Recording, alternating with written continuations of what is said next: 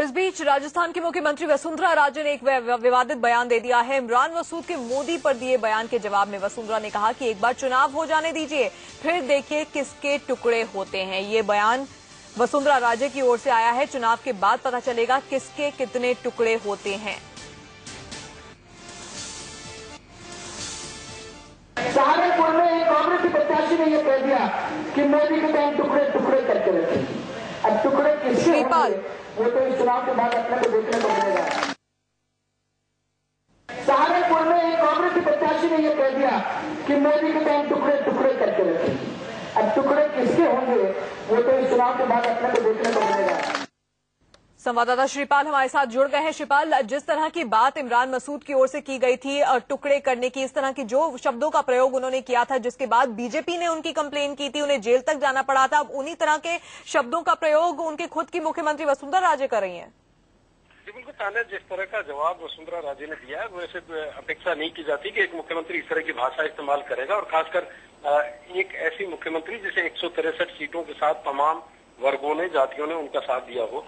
जो बयान उन्होंने दिया है वो अपने आप में चौंकाने वाला, और एक ऐसे इलाके में उन्होंने दिया है जहां पर पहले भी इस तरह के तनाव की घटनाएं हो चुकी है। एक तरह से कह सकते हैं कि उन्होंने शायद कहीं ध्रुवीकरण करने के लिए आज से ये बयान दिया होगा, लेकिन इस पर एक बड़ा विवाद खड़ा हो सकता है। सामाजिक संगठन, मानवाधिकार संगठन वो भी इसको लेकर एतराज जता रहे हैं, और कांग्रेस ने भी अब इस मामले को चुनाव आयोग के सामने ले जाने की तैयारी कर ली। बिल्कुल, तो यानी कि आप कह रहे हैं कि कांग्रेस ने भी तैयारी कर ली है कि अब उनकी शिकायत की जाएगी इस तरह के शब्दों के प्रयोग पर।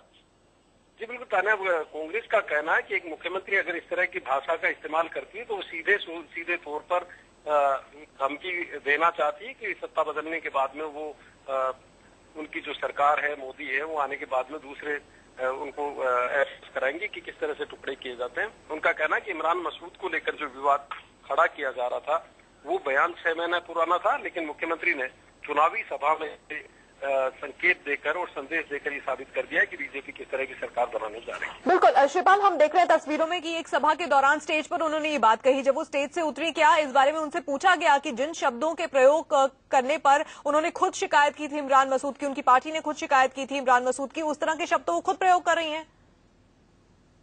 करौली की जो चुनावी सभा है उसमें उन्होंने भाषण दिया था, अपने उम्मीदवार के समर्थन में उन्होंने सभा की थी, और उसके बाद में उन्होंने मीडिया से कोई बात नहीं की, वहां से आगे निकल गई। जगह जगह उनके दौरे चल रहे हैं, लेकिन एक ऐसे इलाके में जहां पर पहले तनाव की घटनाएं हो चुकी है, गोपालगढ़ की बात अभी भी लोग नहीं भूले, 10 लोगों की जो जान चली गई थी, और ऐसी जगह पर उनका ये बयान देना निश्चित रूप से चिंता पैदा करता है।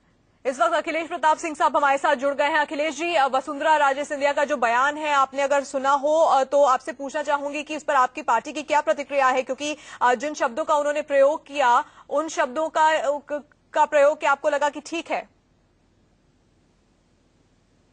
इसने हाइप क्रिएट कर रखा था। जमीन पे आज चुनाव शुरू होने के बाद यथार्थ कुछ और है, उससे ये अपना आपा खो चुके हैं, ये अपना संतुलन खो चुके हैं। अब ये अपने पूरे कम्युनल और जो हार्डकोर लाइन है उस पे आ चुके हैं। इसी कारण से इस तरह की भाषा, चाहे अमित शाह यूपी में बोल रहे हो, चाहे माननीय वसुंधरा जी राजस्थान में बोल रही हो, समझ में आ गया है कि इन लोगों की जमीन खिसक चुकी है, बहुत दूर जा चुके हैं लड़ाई में। बिल्कुल अखिलेश जी, धन्यवाद इंडिया न्यूज से बातचीत करने के लिए। तो वसुंधरा राजे सिंधिया का बयान आपने सुना, जिसमें उनका कहना था कि एक बार चुनाव हो जाने दीजिए, फिर देखेंगे कि किसके कितने टुकड़े होते हैं।